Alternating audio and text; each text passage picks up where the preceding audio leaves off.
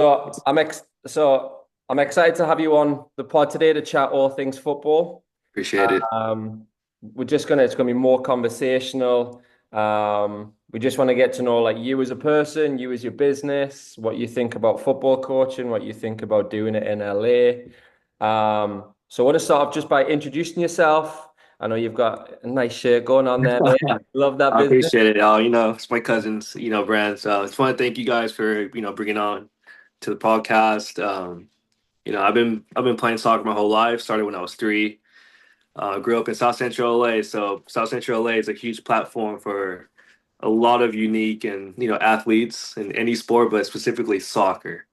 So, just playing throughout my whole life, it just made me realize how big soccer is in LA. And as I got older, soccer just blew up.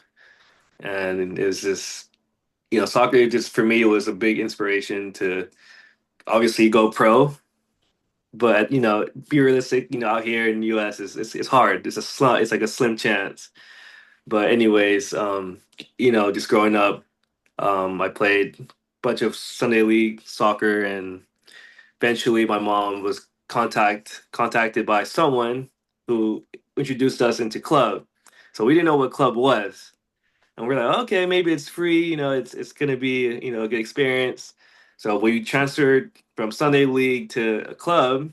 We didn't realize the fees and how much it costs. But at the end of the day, parents will do anything, above and beyond to, exceed your success and your dreams. So I started playing club when I was like 8, and I was pretty late to club, but a lot of people were telling me, you should do club. You're very good at it. It's a good sport. I think you excel.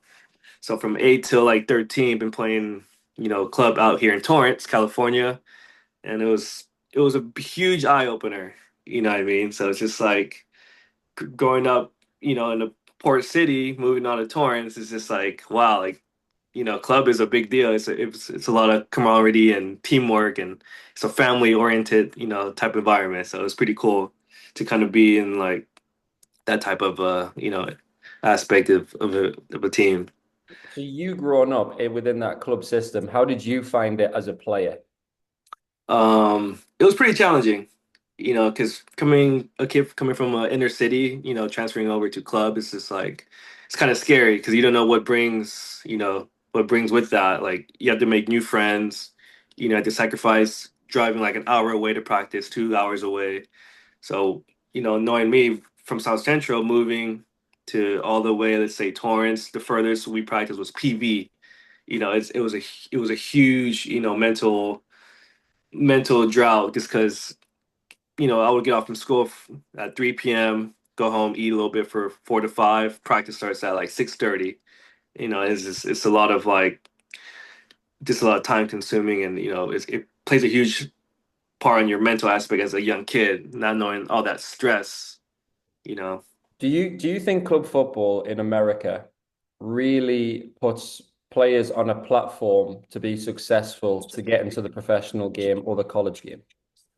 I wouldn't say a platform, but is this kind of difficult for kids to get seen. They don't get the opportunities, you know what I mean? Like, yeah, you play D1, D2, but then you're given a small, slim chance to get seen by these, elite, level club teams. So I don't think, the US does a good job of it. They could do a little bit better, but I do think they should, shine the light of giving more players opportunities rather than, you have to pay in order to be part of the team, like a pay to play type of thing.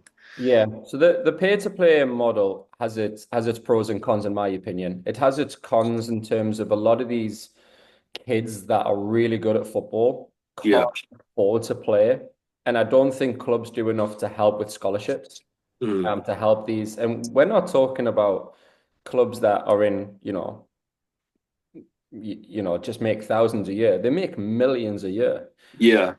Some of the scholarships, I know we coach at club level, right? And I've only ever had to deal with one player that needed scholarship, and that process for me was a bit challenging as a coach because of Yeah. how it went about.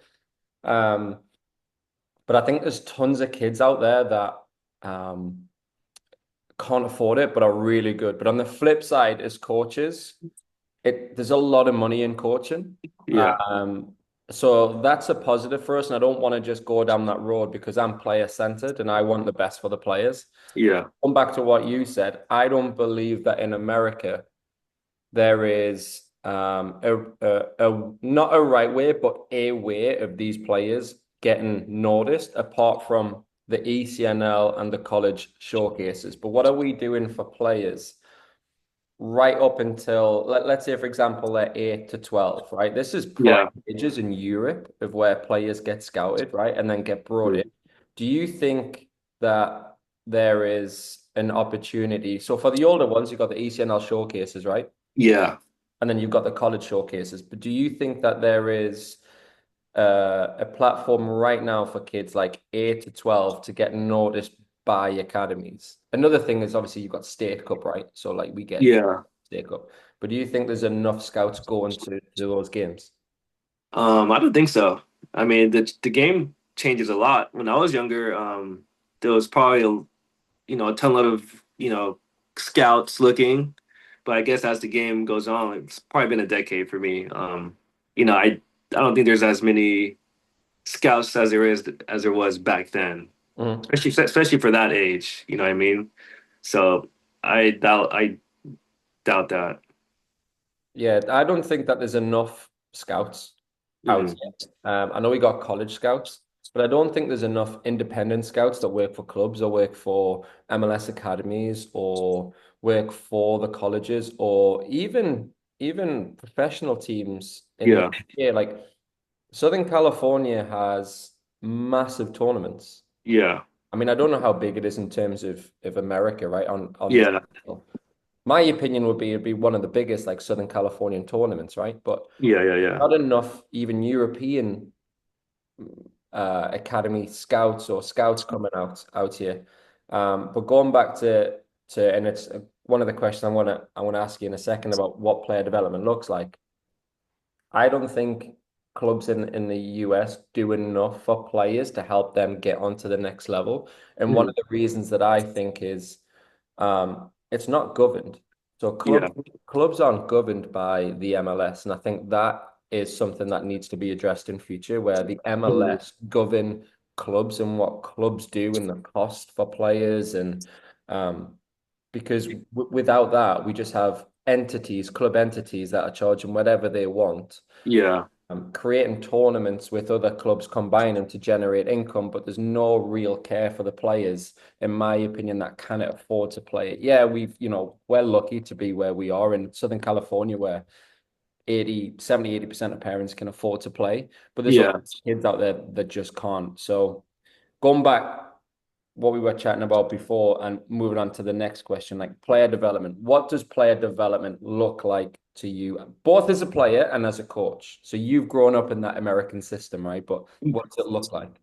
I'll go first as a player. Growing up, I think player development is like being very technical, but also have that balance of, player IQ. And it comes a long way. Like nowadays, like there's a lot of kids that I train, very technical, probably more technical than when I was 8, 9, or 10, but the IQ isn't there. So I'm thinking to myself, maybe they don't watch enough football.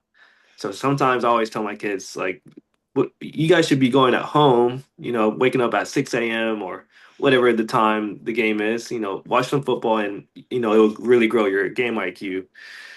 And then now as a coach, it's just like being in a team environment, now the IQ isn't there, but what can you do as a whole, as a team, to get to that, goal as a team?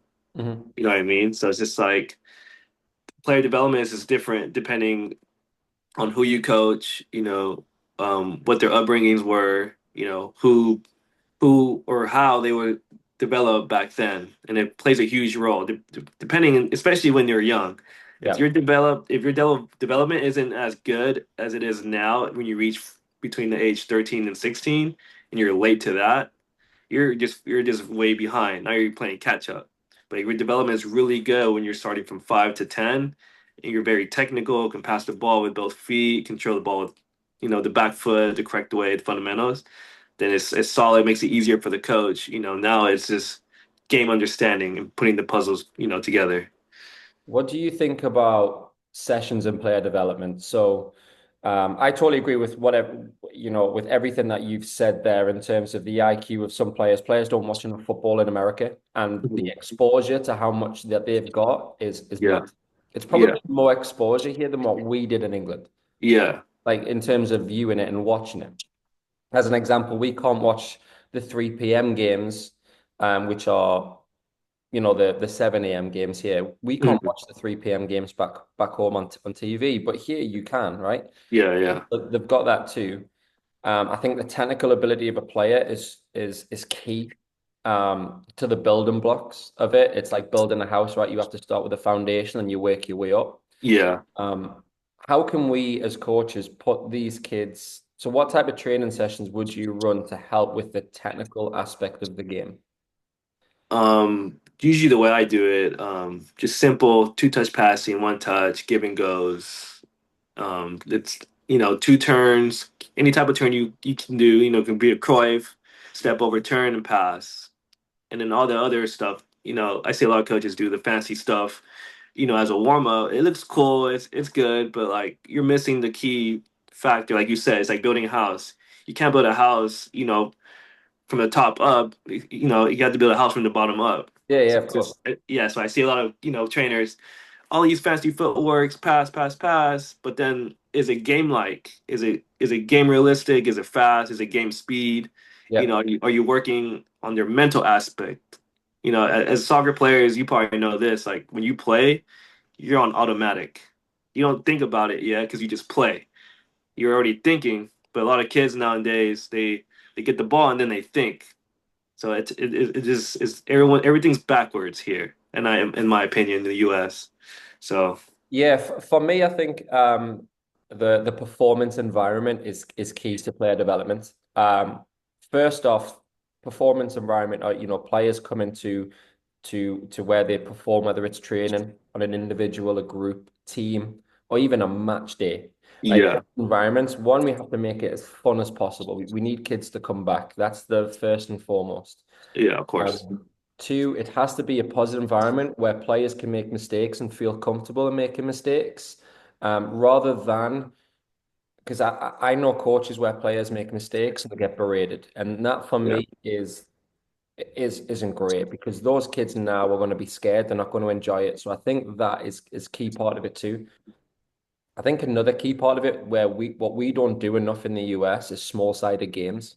What I mean by yeah, that is kids come into a training session and they're playing 1v1, they're playing 2v2, they're playing 3v3 for the first part of a training session.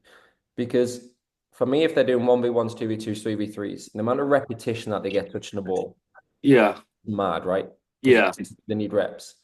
It's game like because they're under pressure constantly. So they've always got to be thinking what you said, like automatic. These yeah, games aren't automatic, but how do we get them thinking automatic rather than what they are now in terms of trying to have a good way of putting it, of just constantly thinking, okay, I need to receive it on this. How do we make it become autopilot? yeah, And then when we get up to 3v3s, there's a ton of movement, right? They've mhm, only got two players to play with, so players need to be moving, like correct movement, making sure yeah, they're looking for spaces, receiving it on the correct foot, getting their head up, seeing loads of different pitches. mm, I think we do enough of that in the US. yeah. I totally agree. Yeah, all my sessions, even if they're 8 years old or they're 16 years old, like they just come in and they play for the first part. Everyone loves playing a match, right? But it gets them Yeah, positives. Not only that, after 10, 15 minutes of playing, they're gassed. And then they're yeah, more willing to listen, right? Because they're gassed rather than turning up hyper. Because what I found in my coaching career early is if players turn up and you get them in straight away, they're hyper and buzzing to be playing. They're not really listening or engaged. yeah, And so they need to be put. And I think that's so important to the performance environment because they're having fun, but yeah, also the game is being the teacher, yeah. That's true. right? And Yeah, then you go into your session and then you go into whatever it is that you want to work on. So for, as an example, my sessions are geared around what the topic is. what the objective is of that session, what we're trying to get out of it, and two or three principles max Yeah. on what we want to try and do in order to meet that objective. But Mm. just like what you said, every training session has to be game realistic. Yeah. It's got to be game like. It's got to have repetition. It's got to have coaching. Um, it has to be challenging for these Yeah. players. And again, they've got to train at game speed. They've got to Yeah. train like they were playing in a match. So for you, for your club, is that sort of similar to what you do in sessions, or do you do anything different to that? I run it the same. You know what I mean? The way I run my practices or vice versa, my training sessions, like 1v1s or group sessions, all the same. All comes down to, we do the warm up, you will do the ladders, SAQs, rondos, then we'll go to the technical aspect, the volleys, one touch, stuff like that. And then after that will be like the tactical part. Where should you be when I play the ball? And a lot of kids now rely too much on skills. I'm like, no, just play simple. It's a rondo. You just move to one open, area, and you make space. Simple as that. Keep the ball moving. Never stop the ball. And like you said, rondos is something that they don't do a lot here. So it's just a lot of, can I shoot the ball hard? Can I kick it hard? Can I boot it? Whatever the case is. But there's no foundation of like small sided games, 2v1s, 2v2s, 3v3, stuff like that. So like I said, I agree with what you said. And out here, there's not a lot of rondos going on. Where do you think these players, because I get them in my sessions too, and I try and encourage it in a way that I still want you to do these skills because it's so Yeah, important to the game, yeah. but making sure that they're doing it at correct times or when those skills are valuable. Where do you think these kids are getting all these skills from? Maybe friends or other coaches. Believe it or not, you're even FIFA. Like Yep. when I play FIFA, like it it opens up my understanding of the game as well as a coach and as a player. So I saw a video where this guy talks about playing FIFA. It helps your IQ a little bit. Even if you have two computers playing at the same time, you can visualize like watching a match at 4 a.m. in the morning, and you just watch them play and see the movements that they do. So yeah, I think it's pretty crazy how that works. That's what we used to do as kids. Like we would, but again, we were open to the exposure and the culture of watching football. Like if a match was on, you'd watch it, right? Yeah, And you would see a skill, yeah, like players like Ronaldinho and all these Brazilian players, the Rooneys, the Gerrards, like English players, but going back to the Brazilian ones, yeah, like Rivaldo, Ronaldo, we had like a culture of really technical players. So like you'd see his skill and you'd be like, oh, I'm gonna try that for like, but we would try it for hours and hours and hours. But not only would yeah, we try it for hours, we would try it against our friends. yeah, They'd be like, okay, it's my goal, right? And we would try and beat our player. But that's key. We try to beat our teammates. yeah. And I'm going to ask you this question because I know we do it as coaches too. But here, they do it in individual training against nobody Mm, or against a pole. mm, Paul's not going to challenge it, right? yeah, The game is ultimately on a match day, you're playing against a different team, you're competing against a different team.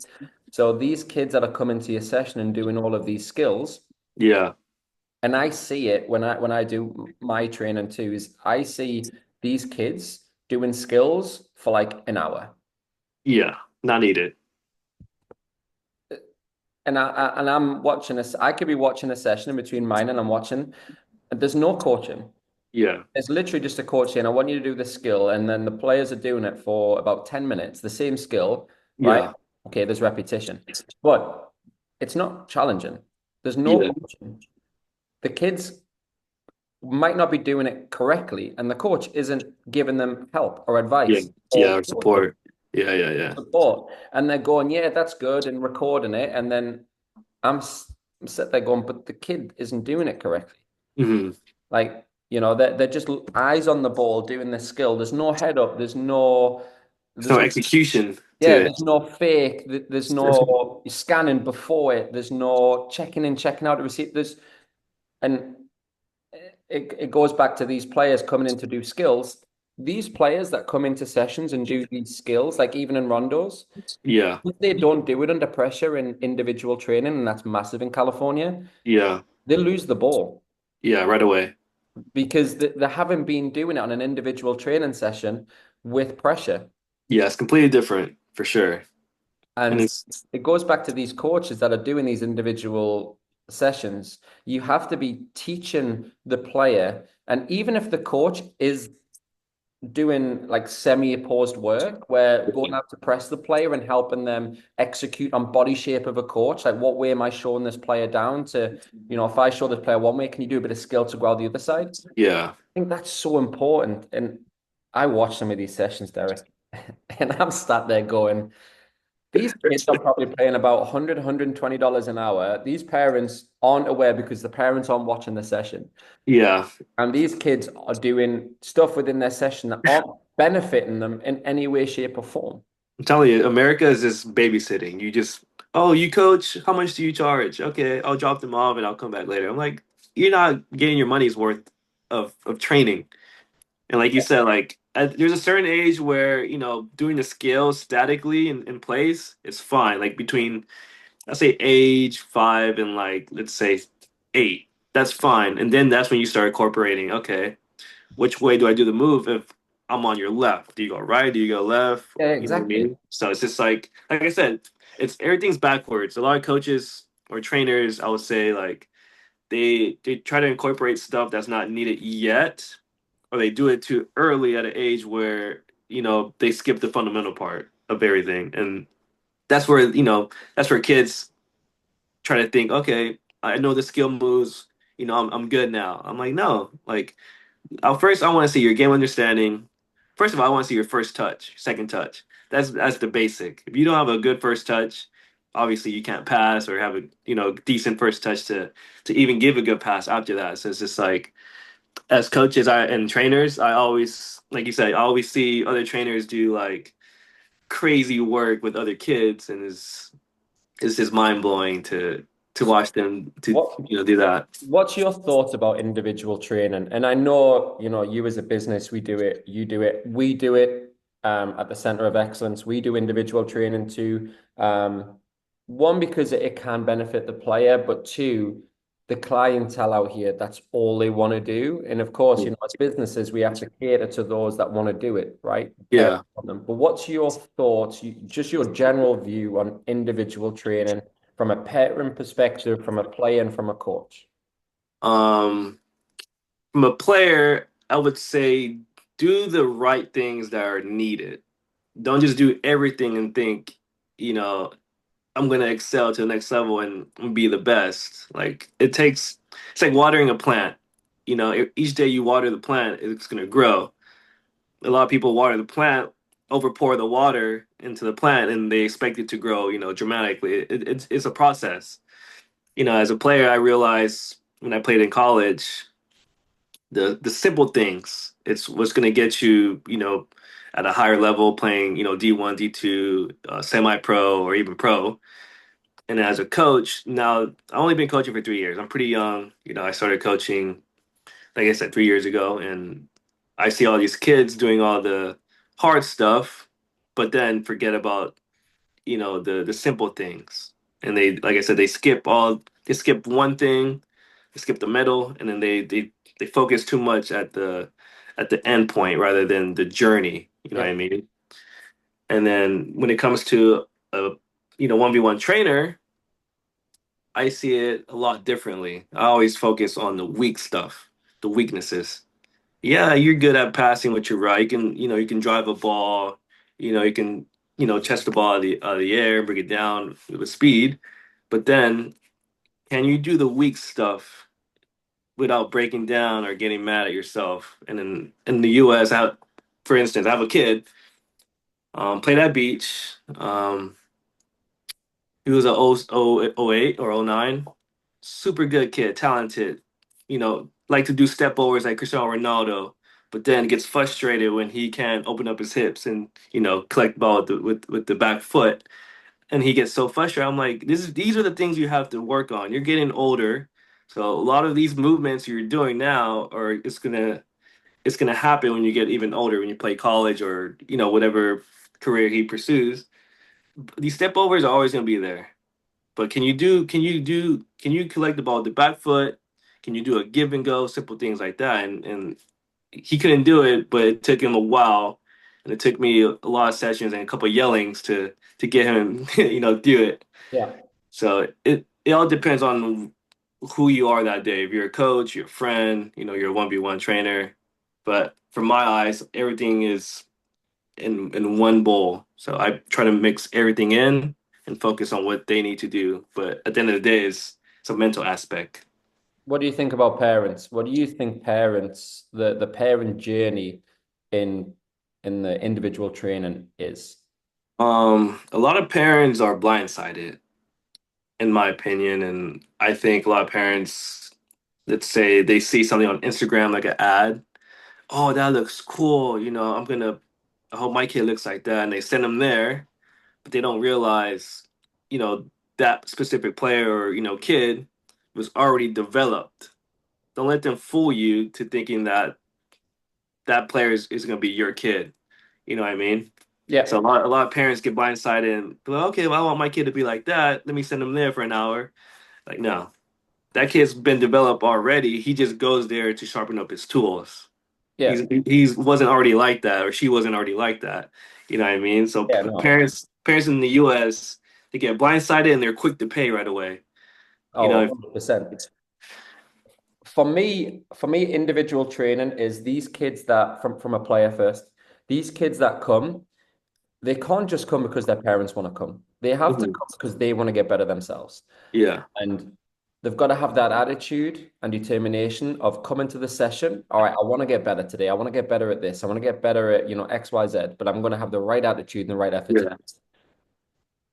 If parents are forcing these kids to come, it's a failure. hmm I think parents should communicate this with coaches because it's so important because, and I'll get to it from a second from a coaching perspective, but parents need to be honest with coaches and not just drop their kids off thinking that the attitude of their son or daughter isn't a determined factor on their development because 100% it is. yeah, And then when kids are there, they've got to be open to criticism. I think that's so important yeah, to positive feedback, which they're more inclined to do, but also ask questions. Ask questions along the session.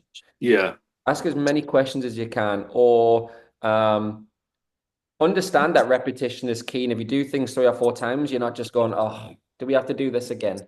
yeah, Absolutely, you do, right? Because this is what repetition is. This is how you get better at something by reps. yeah, Um, And I think the attitude of a player is really key for them to be successful. And not only that, they've got to be asking questions and staying engaged, and they've got to take information away, and they have to do it outside, right? Because yeah, yeah, you've got your team session, you've got your group session, you've got your individual, but the true development is what they do outside of those three.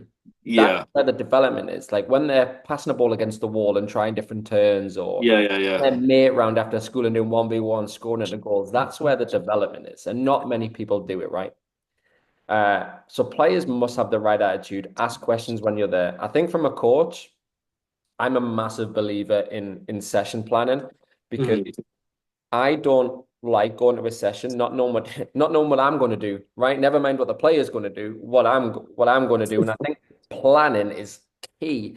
Like you've got to know your player that you're just about to teach, and you have to create a session around what you want to achieve with this player. yeah, Whether it's, let's say, for example, you want to work on receiving on the back foot static. So they're just standing still to turn and then on the move. And then you have to put them into scenarios and create sessions based around how can you make it match speed? How can you make it realistic? How can it be yeah, repetition, but also coaching? Like that's fundamental. yeah. Totally Uh, agree. and I think coaches have to session plan. And I see coaches that are out there that don't plan sessions. Like No, that just turn up and pass a ball with a kid for an hour and that's it. And it frustrates me, right? Because later on these players come to you and when they haven't developed in a certain way, parents don't know why. They're like, why? My son has been going to X for 4 years. Now he's coming to you and you saying that he cannot do this correctly. Why is that when he's been doing private training? Well, what's he been doing in this private training? yeah, What's the trainer been doing? Have you stood and watched it? Have you asked the coach what yeah, he's yeah, yeah, working on today? Like, have you done any of this? Yeah. If not, then it's not the coach. Well, it is the It's coach, right? But but mainly the parent. 100%. And from a Yeah. parent perspective, if you're dropping your child off to get better, I always say to parents like three things. One, even if it's just 10 minutes, just stay behind and watch 10 minutes. Like just watch Mhm. the relationship between the coach and the player, what the player is looking to do. Second of all, ask the coach. Be open with the coach. Hey, what are we doing today? What are you working on today? Yeah. Like, how can we, you're working on this. Okay, how's that going to benefit? Yeah. That's something a lot of parents should definitely do. Like if you stay for 10 minutes, that tells you a lot about the coach or the trainer, whoever it is. And then from there, you can be like, okay, never mind. I don't want this trainer. Let's go to someone else who's actually planned stuff for the day. Yeah, But a lot of, like I said, a lot of parents just drop their kid off. One, who knows if the kid wants to be there? Two, who knows if the coach or the trainer wants to be there? And three, who knows if he even planned a session for your daughter or your son? And at the end of the day, it's just like you're paying all this money, and then like you said, XYZ. When they get older, you realize, oh, my daughter doesn't get playing time. Her development is behind. And you know why? Because you didn't, treat them to the right trainer or whatever the case is. Didn't get the right development. And I get a lot of those kids can't even pass the ball, and I'm like, okay, that's fine. My job is to help you guys. I'm not gonna, scam away your money just because I want 150 or whatever price people charge. I'm here to help the kid. My success is if they make a club team, middle school team, high school team, ECNL, RL, or even MLS Next. So that's my success. I don't care about if they score 100 goals. I'm looking at the long run. the bigger picture. Yeah, Like I coach ECRL, right? And I have it doesn't matter what level you coach at. 9 times out of 10, these kids are doing private training somewhere.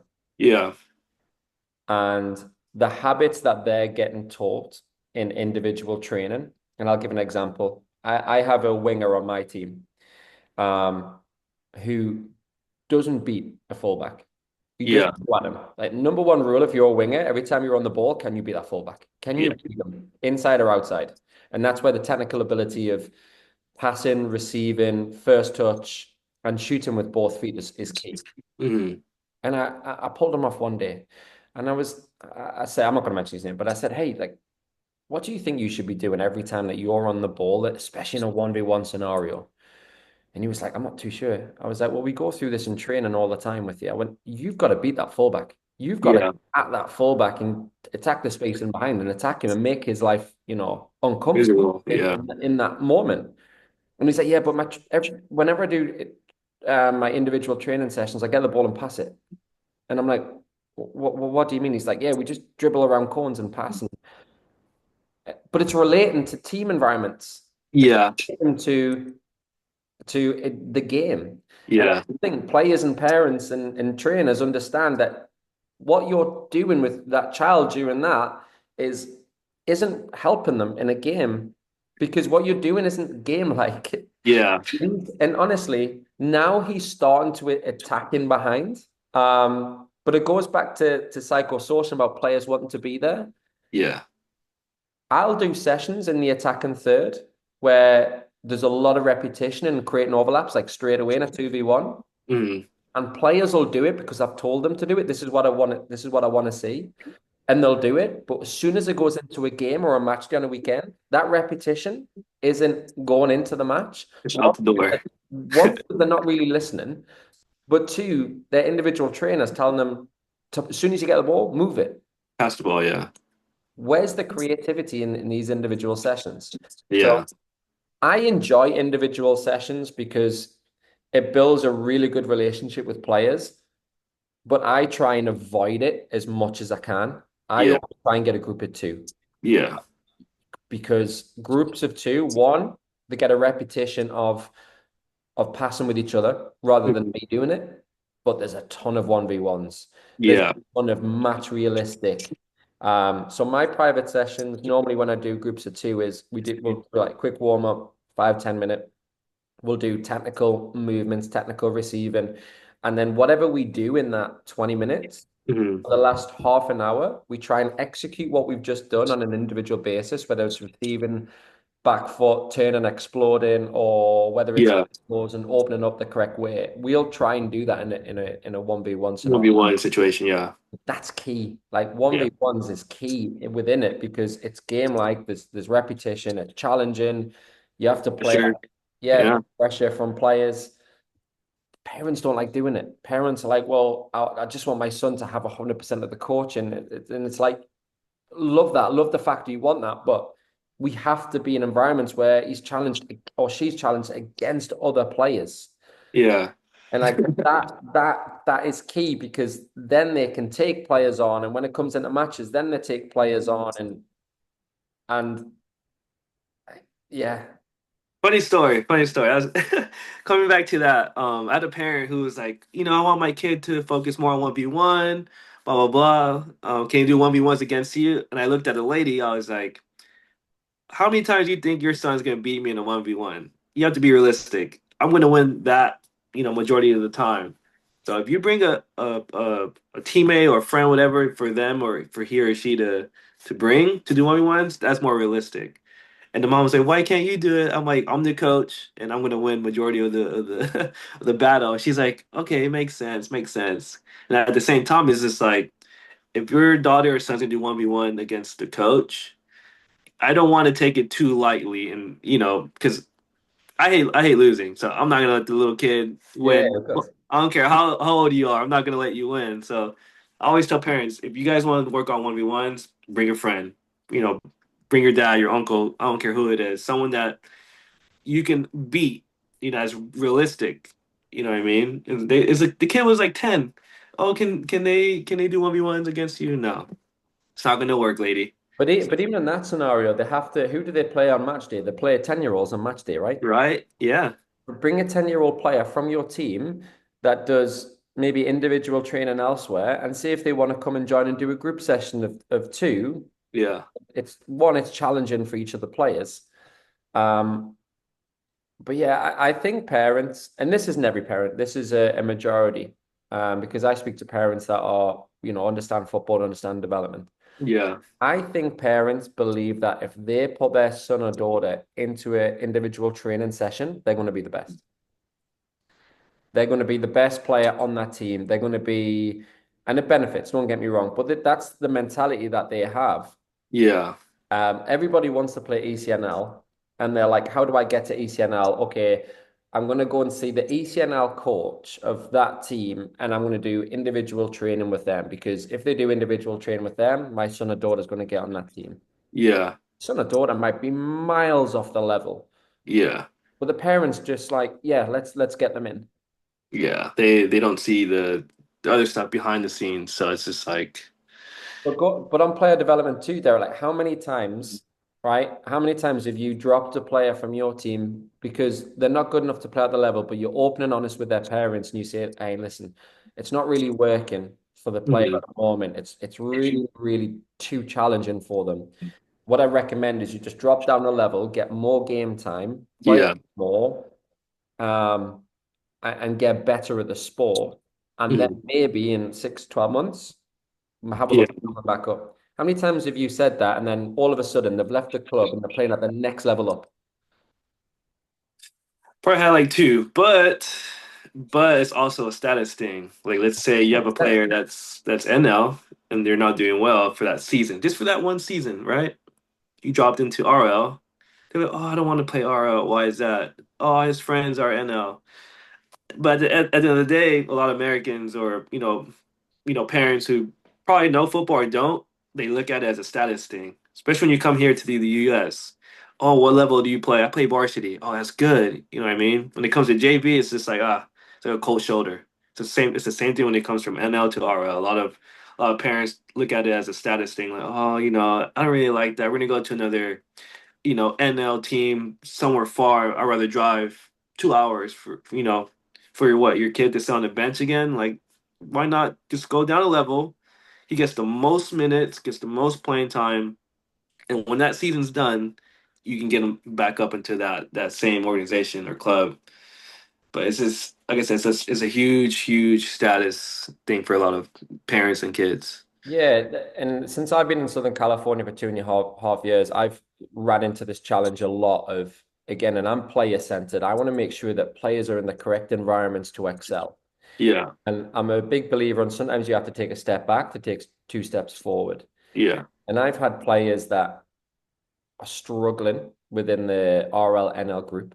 mm, Um, and I can see they're struggling. They're struggling in training sessions. They're struggling in matches, and you try and help them as much as you can. They are doing individual training to try and get better, but ultimately they don't want to go to individual training. They don't yeah, have the correct attitude to do it, and when it comes to matches, they're struggling because of it. And I speak to parents, and parents can see it, yeah, but still don't want to accept it. yeah, You know, I had a scenario actually just gone of I had some players in my RL group, and I have the NPL group, the flight down, and I was saying to them, hey, they're still going to have me as a coach, but come and play with the NPL group mm, where the pressure's maybe not as quick.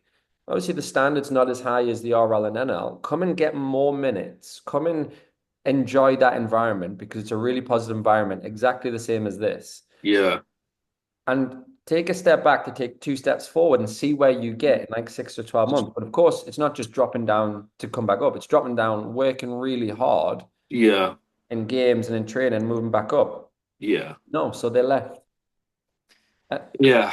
And That's, not only have they left, they've left and they're playing a higher level than RL. mm, Like they're playing MLS next.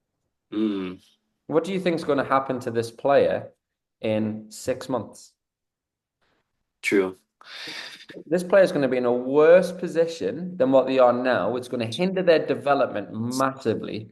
Then they're going to quit probably the sport. They're not going to Yeah, enjoy it, all because their parents didn't want to turn up onto a match day, yeah, make new friends with new parents, and think about their ego, right? And what you said, status. Take your status out the equation. Focus yeah, on your child and what's beneficial to your child right in this moment. You're yeah, paying XYZ a year for what? yeah. To put them into scenarios where they're failing? Like, And that's what it comes down to parents. So I think the parents probably want it more than the kid. So that's what happens in scenarios like that. Oh, I don't want my kid to drop down. We're gonna go somewhere else because the parent wants it more than the kid. If the kid knows that he's messing up or not progressing or developing, in sessions or whatever, a player would know. Okay, let me just drop down. Let me see what the coach is talking about, and if I do well this season and I get brought up, then I did my job. But at the end of the day, like I said, it's parents. Yep. it's nuts. It's crazy. The politics, for me, the politics that go into American football, American Mm, soccer, I think the politics are outrageous. Um, I think the environment that clubs create, I think a lot of coaches are left to their own devices, uh, yeah. without support from the club year round. That's just Mm, my opinion. Um, I think we have a lot, especially at the higher level of play. yeah. I think we have no non-qualified coaches at the higher level of Yeah. play. And it goes back to the governance, the governing body. Mm, For you to be in an academy, whether it's LA Galaxy, LAFC, any academy, you must have a minimum B license to coach at that level. yeah. If you coach NL, ECNL, or MLS next, and you play against LA Galaxy and LAFC because you're in the same league, the coach that's there must also have that qualification as a minimum. The reality is it's not, because the governing body is the club. The club Yeah. is about having a coach on that field and at a training session to generate money. Yeah. And this is when the United States Soccer Federation need to start governing clubs, need to start governing coaches, not fully, but all right, your higher level teams that are playing against our teams, Yeah. the coach that's coaching it. Like, You might have a coach that's never played the game, never stepped foot on an education field, never really watched the game, but has somehow got a 16-year-old ECNL kid that's very, very, very good. How Yeah. how does that translate and how does that correlate? It It, doesn't. it just mind boggles me. And I know a lot of people like that too. It's just like, how the heck did they get, ECNL or RL, team? Like, I've never seen him touch the ball or heard of his history or background. So it's just like you said, to me that mind boggles me a lot. Like you don't have to be a good player to coach. You don't have to be, super talented soccer player in order to coach. If you just have a great understanding on how to build relationships with parents and kids and create and foster like a, positive environment and, have a, great approach on coaching, solid. But for some reason they just hire anybody, A to hundred do the percent, job. 100%. And I'm not saying coaching badges and coaching licenses are the fundamental of right. I'm Yeah, not saying that whatsoever. But if you need it to coach in the MLS, or if you need that minimum to coach in academies in Europe, yeah. why is it not at youth level? Shown here, yeah. Why isn't, and this just isn't here, this is around the world, right? But focusing in on America because that's where we are, why isn't it not here? Like, don't these players deserve better? Don't these players deserve to have a coach at, if they're playing at a certain standard, shouldn't their coach also be coaching at a certain standard? A certain standard, yeah, Have a certain qualification to teach that player? yeah. Because if they don't, what are they getting? Like, what do their training sessions look like? Mhm. Because I have my UEFA B, I have my USSFB, I have my Premier Diploma, I have my Director of Coaching license through the United States Soccer Federation. I do it not only because I want to coach at a higher standard. Mhm. I love the field sessions and the classroom sessions Mhm. within the courses, because what it does is it teaches you not only to how to run a session Mhm. successfully, but also really tone in on what a session looks like in terms of you're only focusing on a specific piece, Yeah. um, and how to really get the best out of players. Like I Mhm. love that. And Yeah. I think I I don't like the fact that sometimes there's coaches that are coaching above me, Mhm. right? And I don't mind that in terms of they've got where they are for working hard, no problem. Yeah. When these coaches are above me, and especially tryout season, we all hate tryout season, right? I hate it. Because everybody protects their players, and some coaches are coach centered because they just care about the results. Yeah. But also, I'm very much player centered because the environments I've been in. And when I have to deal with coaches that are above me, that don't have a clue about football, don't have a clue about coaching, and don't have a clue about player development or communication, there's no streamline.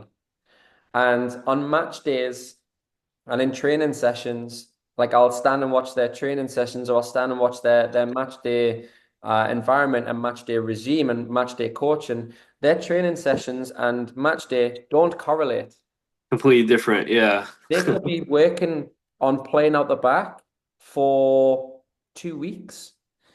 And on match day, there's not one bit of coaching or not one moment to coach from the coach whenever the centre backs have the ball or the left or right back or the six or the goal. Yeah. There's no coaching. He's focusing on making sure that they score goals. Yeah. And That's their end result right there. Just winning, scoring goals. and it's just it mind boggles me that we aren't rewarding coaches who have a certain level of qualification and putting them into the right environments just because somebody's been with that club for 10 years, Yeah. right?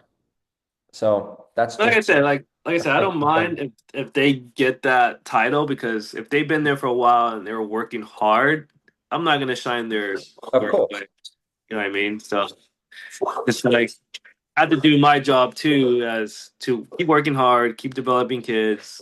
That's my job. I don't care about the wins or the losses. You know what I mean? But as coaches, we have to make sure that we're developing ourselves too. We're keeping up to date with the educational piece and we're keeping up to date with how the game is changing. Because if we're not keeping up to date, how are we supposed to help players keep up to date? Yeah. We can't. So Give us a little backstory on your business that you have here. Oh man. So before I made my own business, I used to work at Toka. You heard of Toka? I've heard of them. Yeah, yeah, yeah. So I was about 21 when I got hired for Toka. It was a good gig.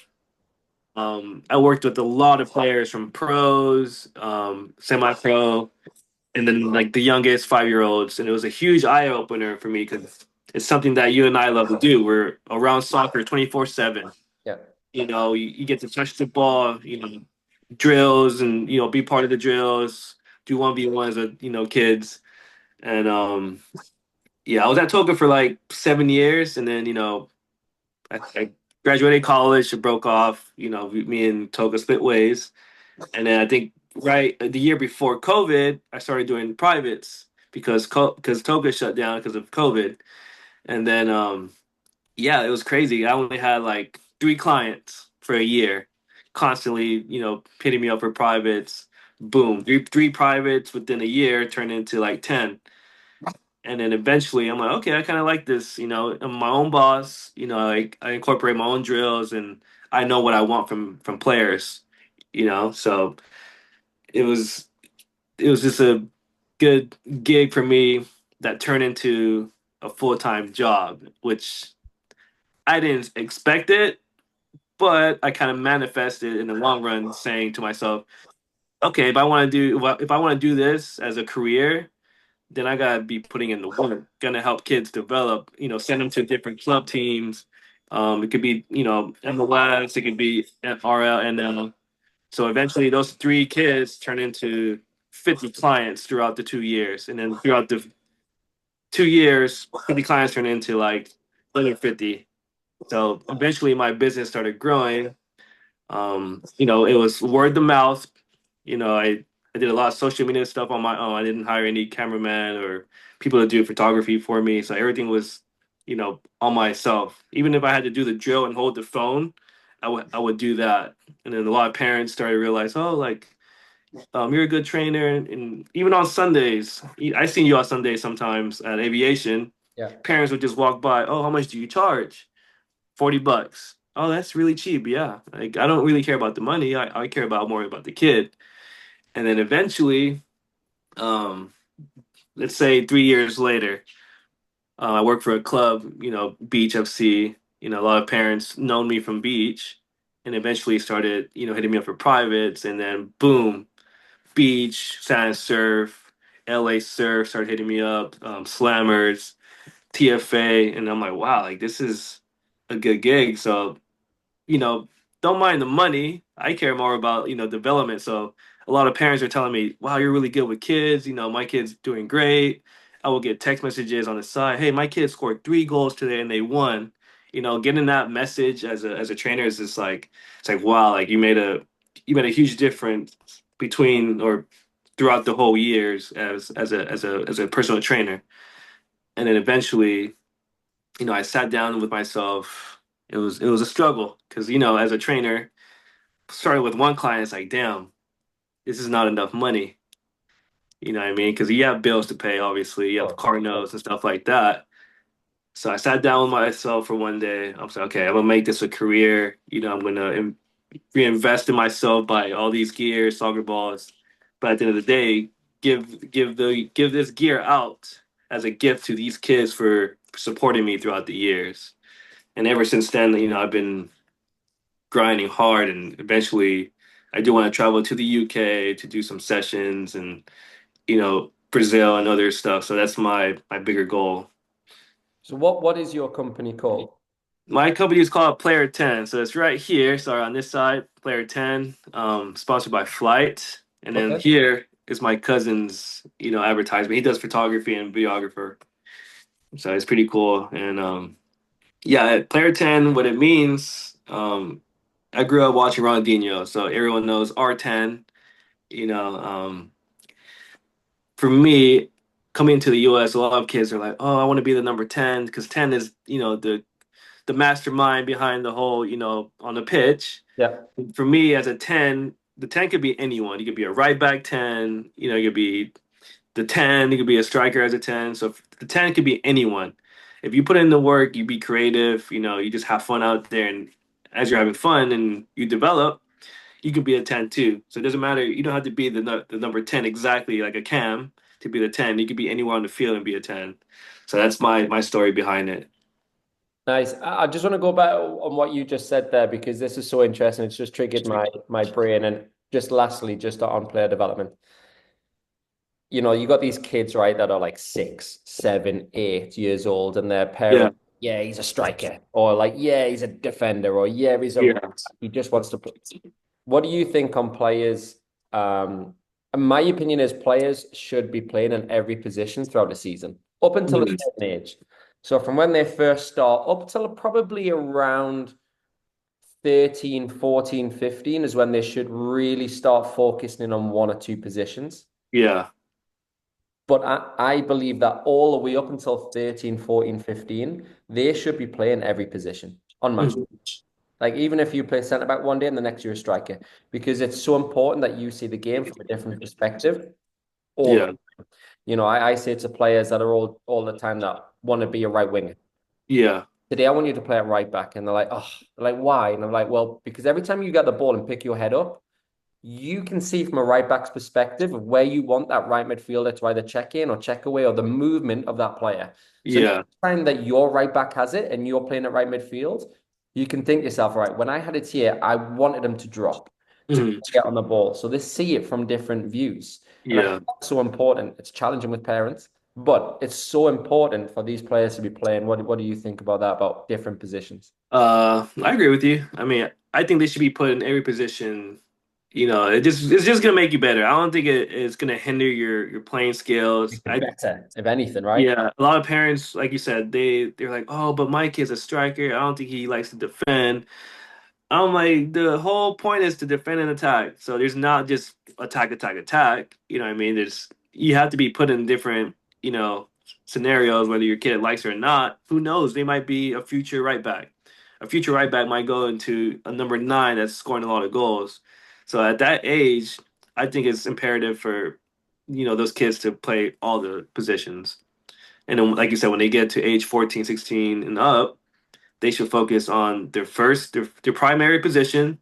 And if let's say they go to college or a tryout or for ECNL or whatever, let's say that position is taken, they have a secondary position that they're comfortable in, and then they get looked at. So 100%. That's key. Like if they go to college and they've played 4 or 5 positions all throughout their football journey, yeah, they'll be like, all right, well, I can also play left back, I can play right back, I can play right midfield, play left midfield. yeah, Coach is more open to taking this player because they're more versatile too, right? yeah, They've got like a lot about them. yeah, totally Um, agree.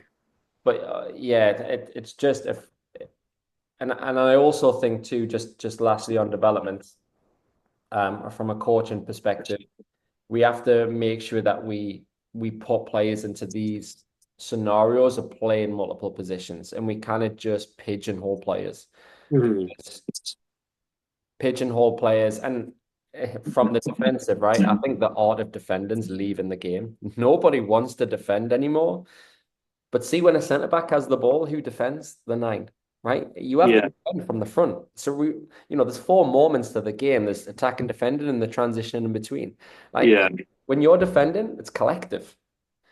Like if you're a 9, it's not about scoring goals, or right? goals. Stand still and wait till your team gets the ball. Absolutely Yeah, not. You have to put pressure on these centre backs and cause triggers of how to defend from up there. And yeah, and not a lot of coaches or parents know this, but the let's say that you play 4-3-3. The first three up top is the first line of defense. yeah, 100%. And not it's crazy because not a lot of kids know. They look at me all crazy, like, what does he mean? I'm like, yeah, there's three strikers, but you guys are the first line of defense. Then it goes to midfield three, and then there's the back four, and then the last scenario is the goalie. And then not a lot of parents know that, so it's crazy to tell you that because No, parents are just naive about it. it's not. But no, I've thoroughly enjoyed this conversation. That again, the idea of our podcast is just to try and get coaches on like yourself. We want parents to come on. We even want players to come on, and we are getting professional footballers on the next couple of weeks. we're getting coaches to come on from like the leagues in the UK to come on. We have the Dope, special dope. guest coming on who's working in the Hong Kong national team. Nice. We just want to make sure that within our environment, it's good to talk about coaching, but it's also good to have controversial conversations, right? Yeah, yeah, About it, of what me and you see on the pitch. Because people will listen to this and be like, and you know what? Mainly for parents, parents listen to it and be like, you know what? These boys are, yeah, I should ask my trainer what they're yeah, doing today. I should research my trainer. Like, who are these people that is teaching my son or daughter? Who yeah. are spending $100 and now whatever it is that you're charging, like all these trainers. I think it's so important. But I've really enjoyed the conversation. Yeah, I appreciate it, man. It was a good one. It was a good one, man. I appreciate your time today, and yeah, I'm just gonna stop this stop this recording. That was good. 1 second.